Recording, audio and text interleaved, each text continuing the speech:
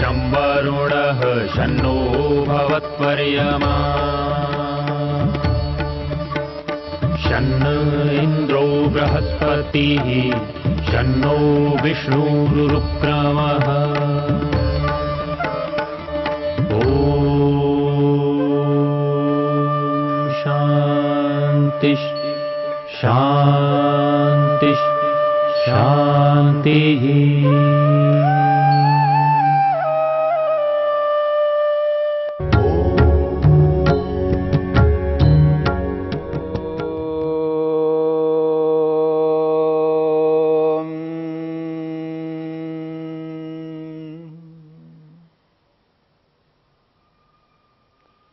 समाधिपाद के 48वें सूत्र को लेकर के हम विचार कर रहे हैं। ऋतंभरा तत्र प्रज्ञा। 47वें सूत्र में अध्यात्म प्रसाद की चर्चा हुई है। उसी अध्यात्म प्रसाद को महर्षि वेदव्यास ने स्फुटः प्रज्ञालोकः शब्द से स्पष्ट किया है, जो कि भूतार्थ विषय वाला होता है। वो जो ज्ञान है वो यथार्थ विषय वाला होता है। उसी यथार्थ विषय वाले ज्ञान को स्फुटः प्रज्ञालोकः शब्द से स्पष्ट किया है, जिसको महर्षि पतंजलि ने अध्यात्म प्रसादा शब्द से कहा है। उसी 47वें सूत्र के उस अध्यात्म प्रसाद शब्द को लेकर के महर्षि पतंजलि ने 48वें सूत्र में स्पष्ट किया है, ऋतंभरा तत्र प्रज्ञा।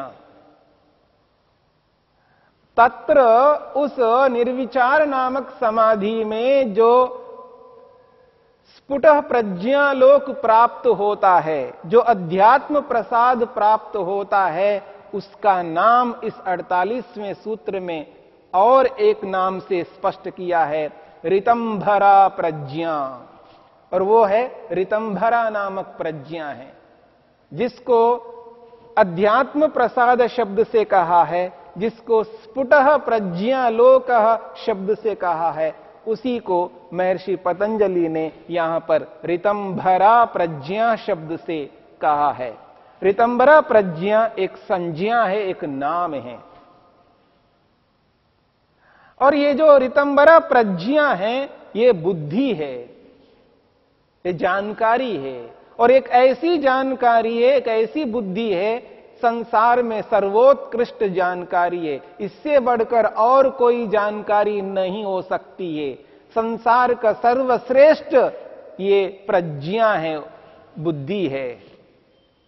संसार में इससे उत्कृष्ट बुद्धि प्रज्ञा और कोई नहीं हो सकती है, जो निर्विचार नामक समाधि की प्राप्ति में ये प्रज्ञा उत्पन्न होती है। समाधि लगाने के बाद जो व्यक्ति एहसास करता है संसार के बारे में, स्वयं के बारे में, ईश्वर के बारे में, जो बुद्धि उसको प्राप्त होती है, उस बुद्धि को यहां पर ऋतंभरा प्रज्ञा इस नाम से बताया जा रहा है। दुनिया में यदि कोई श्रेष्ठ है, सर्वोत्कृष्ट है, सर्वोत्तम है, तो वो है बुद्धि, प्रज्ञा। इससे उत्तम और कोई नहीं है। यदि किसी मनुष्य को उत्तम कहते हैं तो उस उत्तमता के पीछे बुद्धि होनी चाहिए। यदि बुद्धि नहीं है, वास्तव में वो उत्तम नहीं है। हां, अपेक्षा से किसी से उत्तम हो सकते हैं, लेकिन सबसे उत्तम वही है जिसके पास बुद्धि है। और वो भी बुद्धि कैसा? ऋतंभरा प्रज्ञा के रूप में। मैंने आपके सामने मनु महाराज को लेकर के कुछ बातें कही हैं। महर्षि मनु ने तुलना करके श्रेष्ठता को बताया है। दुनिया में दो प्रकार के पदार्थ होते हैं, एक जड़ के रूप में, नॉन लिविंग थिंग के रूप में, और एक चेतन के रूप में, लिविंग थिंग के रूप में। जड़ और चेतन, जब दो प्रकार के पदार्थ सामने आ जाते हैं तो दोनों में से कोई भी एक उत्तम होगा। दोनों अलग अलग है तो दोनों अलग अलग है तो दोनों के बीच में तुलना भी होगी। जब तुलना होगी तो किसी आधार पर किसी को उत्तम बनाया जाता है, और वो आधार है बुद्धि, प्रज्ञा, ज्ञान, जानकारी, चेतना। इसलिए मनु महाराज कहते हैं भूतानाम प्राणिनः श्रेष्ठा, जितने भी पदार्थ है उन पदार्थों में जो प्राणी है, जो चेतन है, जिनमें चेतना है वो श्रेष्ठ कहलाते हैं, और जिनमें चेतना नहीं है वो श्रेष्ठ नहीं हो सकते, क्योंकि उनके पास बुद्धि नहीं है, समझ नहीं है। और प्राणी भी बहुत हैं, अनगिनत प्राणी हैं, और अनगिनत प्राणियों में भी तुलना होगी तो उसकी तुलना भी करके बताया है प्राणिषु बुद्धिजीविनः। और जो प्राणी हैं, अनगिनत प्राणी हैं, उन सब प्राणियों में कौन श्रेष्ठ हो सकते हैं? तो कहते हैं बुद्धिजीविनः। जो प्राणी बुद्धिजीवी है, जो बुद्धि का प्रयोग करते हैं, बुद्धि का इस्तेमाल करते हैं, वो श्रेष्ठ होंगे। प्राणी होकर के भी बुद्धि का प्रयोग ना करे तो वो श्रेष्ठ नहीं हो सकते हैं। इसलिए कहा प्राणिषु बुद्धिजीविनः। फिर वो मनु महाराज कहते हैं बुद्धिमत्सु, बुद्धिमत्सु नरा श्रेष्ठा। अब केवल तुलना प्राणियों में हो रही है। प्राणी तो सभी हैं, सभी प्राणियों में बुद्धिजीवी श्रेष्ठ है, पर बुद्धिजीवी भी एक दो प्रकार के नहीं है, न जाने कितने प्रकार के बुद्धिजीवी हैं। और आजकल प्राणी विज्ञान की दृष्टि से सोच करके चलें, जो आजकल के लोग प्राणियों को जो पाल रहे हैं, क्या क्या उनको सिखा करके किस तरह बनाते हैं, आश्चर्य होता है। आप बंदर को लीजिएगा, कुत्ते को लीजिएगा, तोते को लीजिएगा, कबूतर को लीजिएगा, पता नहीं किस किस प्राणी को क्या क्या सिखा करके उनको बुद्धिजीवी बनाते जा रहे हैं। जो खूंखार प्राणी है उसको भी ऐसा बनाते जा रहे हैं जिससे हमें आश्चर्य होता है। मगरमच्छ जैसे प्राणी को भी ऐसा बना दिया जाता है, उसके मुंह के अंदर सिर देता है आदमी तो भी वो काटता नहीं है।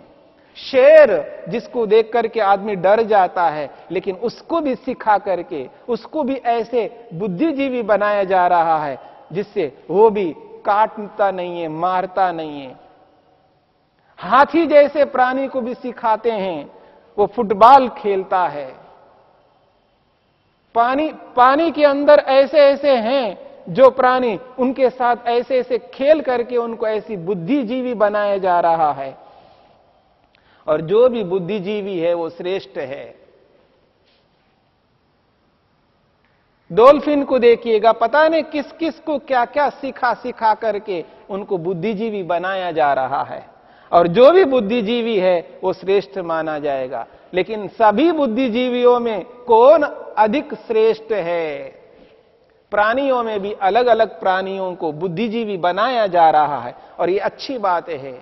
उनको बुद्धिजीवी बना करके उनसे लाभ लेना, उनका उपयोग करना, क्योंकि प्राणी है तो प्राणी से लाभ लेना आना चाहिए, अच्छे अर्थ में लाभ लेना चाहिए, सबके कल्याण के लिए लाभ लेना चाहिए, सबके सुख के लिए लाभ लेना चाहिए। ये वो लाभ नहीं है उसको मार करके खा जाए, ये वैसा लाभ नहीं है जैसा उसको बिना मारे उससे कितना उपकार दुनिया का हम कर सकते हैं, ये प्राणियों को सिखाने वाले अच्छी तरह समझा रहे हैं। इस बात को भी हमें समझने की चेष्टा करनी है। तो जितने भी बुद्धिजीवी प्राणी हैं, उन बुद्धिजीवी प्राणियों में यदि तुलना की जाए, चाहे वो तोता को लीजिएगा, कुत्ते को लीजिएगा, बंदर को लीजिएगा, मगरमच्छ को लीजिएगा, शेर को लीजिएगा, जिन जिन को सिखा करके, जो स्वतः स्वयं स्वाभाविक रूप से ही बुद्धिजीवी है, उन प्राणियों को लीजिएगा, और जिनको सिखा करके बुद्धिजीवी बनाया जा रहा है उनको भी लीजिएगा। इन सभी बुद्धिजीवी प्राणियों की तुलना करके देखिएगा तो मनु महाराज कहते हैं, वो कहते हैं बुद्धिमत्सु नरा श्रेष्ठा। जितने भी बुद्धिमान प्राणी हैं, उन सभी बुद्धिजीवी प्राणियों में यदि कोई श्रेष्ठ है तो कहते हैं नरा श्रेष्ठा, मनुष्य श्रेष्ठ है। अलग अलग योनियों में रहने वाले जितने भी प्राणी हैं और उन प्राणियों में जो जो प्राणी बुद्धिजीवी है, उन बुद्धिजीवी प्राणियों को सामने रख करके देखा जाए और एक मनुष्य को सामने रख करके देखा जाए। मनुष्य और मनुष्येतर योनियों में रहने वाले बुद्धिजीवी प्राणी, इन दोनों के बीच में जब तुलना की जाए तो मनु महाराज कहते हैं बुद्धिमत्सु नरा श्रेष्ठा। इन बुद्धिजीवी प्राणियों में नर यानी मनुष्य ये श्रेष्ठ है। ये स्वाभाविक बात है। यानी किसी एक विशेषता को देख करके हमें तुलना नहीं करनी है। हमें सारी तुलना को ऑल ओवर दृष्टि से, सर्वांगीण दृष्टिकोण से यदि देखा जाए तो बुद्धिजीवी प्राणियों में नरा श्रेष्ठा, मनुष्य ही श्रेष्ठ है। अब मनुष्यों को देखिएगा, पूरी दुनिया में कितने मनुष्य हैं? लगभग 7 अरब मनुष्य हैं आज दुनिया में।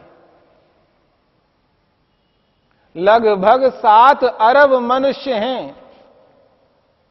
इतने सारे मनुष्यों में भी भेद है, भिन्नता है, और सारे मनुष्य एक जैसा नहीं हो सकते। भिन्नता है, और उस भिन्नता का एकमात्र कारण है बुद्धि।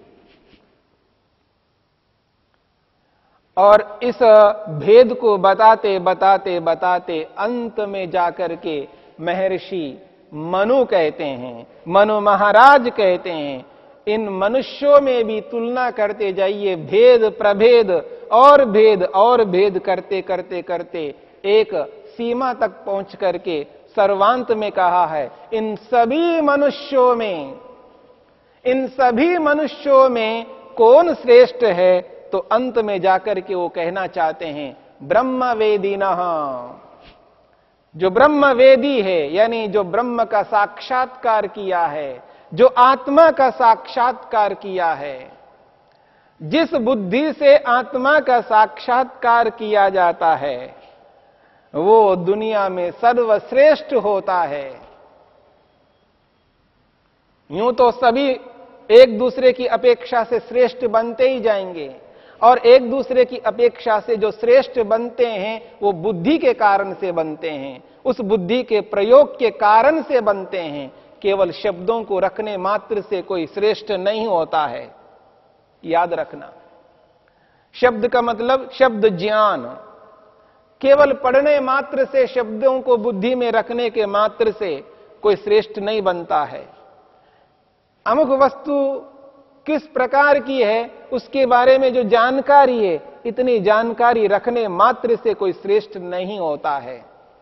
बीड़ी सिगरेट आदि जो मादक द्रव्य है, इनके बारे में जानकारी रखना मात्र वो श्रेष्ठ नहीं होता है। उस जानकारी का प्रयोग करने वाला श्रेष्ठ होता है। बुद्धि का प्रयोग करने वाला श्रेष्ठ होता है। बुद्धि का रखना यानी शब्दों का रखना अलग बात है, और उस बुद्धि का, उस प्रज्ञा का व्यवहार में प्रयोग करना अलग बात है। उदाहरण के लिए सिगरेट नहीं पीना चाहिए, ये एक बुद्धि, एक ज्ञान है। ऐसा ज्ञान रखना बड़ी बात नहीं है, कोई भी रख सकता है, लेकिन बड़ी बात तो वही है कि इस ज्ञान का प्रयोग व्यवहार में जब करता है व्यक्ति, वो श्रेष्ठ कहलाता है। शराब पीना हानिकारक है क्योंकि वो मादक द्रव्य है। ड्रग्स लेना हानिकारक है क्योंकि वो मादक द्रव्य है। नशीले पदार्थ हैं, नशीले पदार्थों का सेवन नहीं करना चाहिए। नशीले पदार्थ बुद्धि को लुप्त करने वाले हैं, बुद्धि को लुम्पित करने वाले हैं, बुद्धि को नष्ट करने वाले हैं, प्रज्ञा को, बुद्धि को समाप्त करने वाले नशीले पदार्थ हैं। उनका सेवन नहीं करना चाहिए। ये शब्द तो हैं, लेकिन शब्दों का प्रयोग जब जीवन में उतारता नहीं है तो व्यक्ति अपने जीवन का इतिश्री कर लेता है, व्यक्ति जीवन को बर्बाद कर लेता है। इसलिए शब्दों को रखना अलग है और उन शब्दों का प्रयोग करना अलग है। जो व्यक्ति दुनिया में बुद्धि का सर्वाधिक उपयोग में लाता है वही दुनिया में सर्वश्रेष्ठ कहलाता है, क्योंकि उस बुद्धि का प्रयोग करता है व्यक्ति। बुद्धिमान का होना बड़ी बात नहीं है, पर बुद्धिमान का होते हुए भी वो उस बुद्धि का प्रयोग करता है तो वो बड़ी बात है। बुद्धि तो बहुत सारे मनुष्यों में है।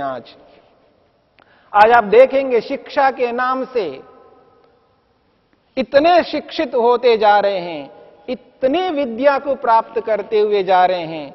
विद्वान बनना अलग बात है, विद्या को प्राप्त करना अलग बात है, लेकिन उस विद्या का, उस प्रज्ञा का प्रयोग करना अलग बात है। इसलिए मनुष्यों में भी वो मनुष्य सर्वाधिक श्रेष्ठ, सर्वोत्तम हो सकता है जो उस बुद्धि का प्रयोग करता है और स्वयं अपने आप को सुखी बनाता है और दुनिया को सुखी बनाता है।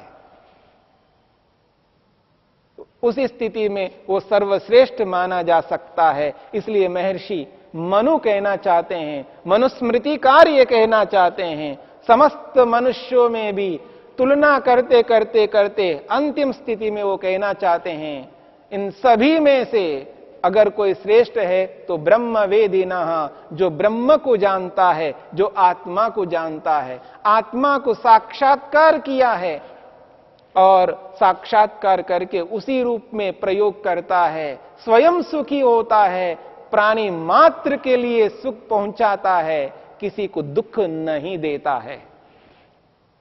इसलिए बुद्धि का प्रयोग करना संसार में सर्वोत्कृष्ट है। जो व्यक्ति बुद्धि का प्रयोग करता है वो है ऋतंभरा को प्राप्त किया हुआ योगी। इसलिए महर्षि पतंजलि यहां कहना चाहते हैं, ऋतंभरा तत्र प्रज्ञा। उस निर्विचार नामक समाधि में योगी ऋतंभरा प्रज्ञा को प्राप्त करता है और ये जो ऋतंभरा प्रज्ञा है ये सर्वोत्कृष्ट प्रज्ञा है। इसके माध्यम से व्यक्ति कभी किसी को दुख नहीं दे सकता, क्योंकि जो वस्तु जैसी है उसको उसी रूप में देखता है और उसी रूप में उसके साथ व्यवहार करता है। प्रज्ञा का, बुद्धि का पूर्ण इस्तेमाल, प्रयोग यदि कोई करता है वो समाधिस्थ व्यक्ति करता है। इसलिए ऋतंभरा प्रज्ञा को संसार में सर्वोत्कृष्ट स्वीकार किया जा रहा है। ऋषियों ने ऋतंभरा प्रज्ञा को सर्वोत्तम माना है। इसी के माध्यम से व्यक्ति स्वयं का और अन्यों का कल्याण कर सकता है। यही श्रेष्ठता है, यही उत्तमता है। इस उत्तमता को लेकर के हमें चलना है। इस ऋतंभरा प्रज्ञा को हमें प्राप्त करना है और इस ऋतंभरा प्रज्ञा को प्राप्त करके न केवल स्वयं के लिए, अन्यों के लिए भी उसी तरह हमें मेहनत पुरुषार्थ करना है। क्योंकि इस प्रज्ञा को जो कोई भी व्यक्ति प्राप्त करता है वो स्वार्थी नहीं होता है, वो परार्थी होता है। समस्त प्राणियों के लिए वो मेहनत, उद्यम, पुरुषार्थ करता है। इसी स्थिति को हमें प्राप्त करना है। यही स्थिति हमको अपने लक्ष्य तक पहुंचाने वाली स्थिति है।